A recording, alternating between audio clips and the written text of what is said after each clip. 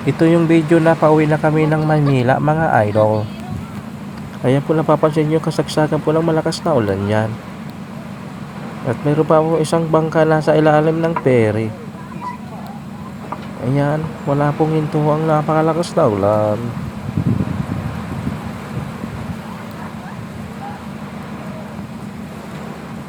Ayan po si tatay, naghahantay na tumilang ulan para makapang hingi po siya ng barya sa taas ng ferry.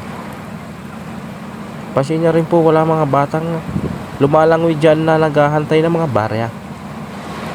Hanggang sa tumila na lang ang ulan at nagdatingan na po yung ibang mga bata. Ayan, parang naglalaro lang po sila dyan.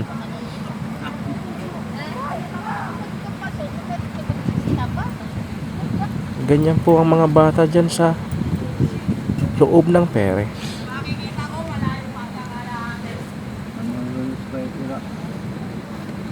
Ayan, hanggang nakasakay na sila, nagre-ready na sila para pumunta doon sa dulo ng ferry.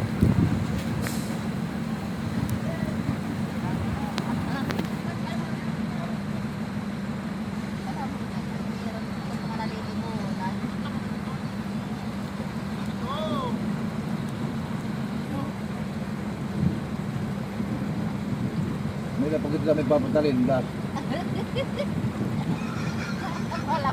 Mga lapar na katubigan. Ayan, itatali lamang nilang kanilang bangka para sila lumangoy na papunta doon at mag-umpisa ng manghingi ng mga barya.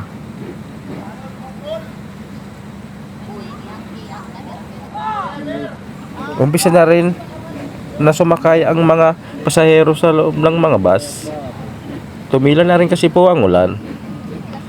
Ayan, nagre-ready na po sila para lumangoy.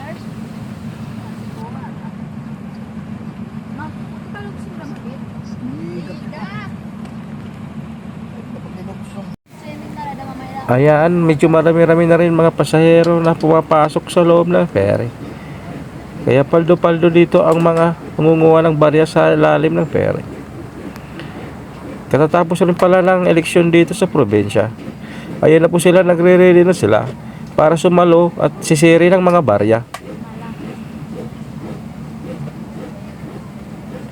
Ayan, lumalangoy ng iba at sumisisid na. Salamat sa panonood mga idol. Kaya pag ganyan, tulungan nyo na rin sila para makakuha ng barya. Maghagis na rin kayo. Dahil hindi lang po biro ang kanilang paglalangoy at sakripisyo. Para magkaroon lang po ng laman ng kanilang mga bulsa at tumulong sa kanilang pamilya. Salamat sa panonood.